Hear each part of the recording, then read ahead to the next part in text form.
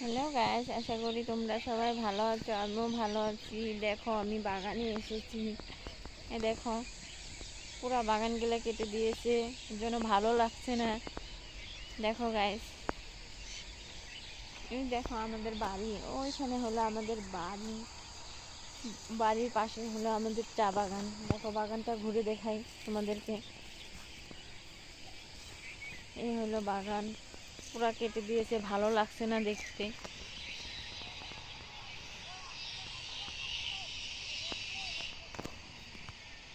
দেখছো, ওদিকে যে হলো আমাদের বাড়ি, আর এদিকে হলো শ্মশান, হলো বঙ্গাইগাঁও।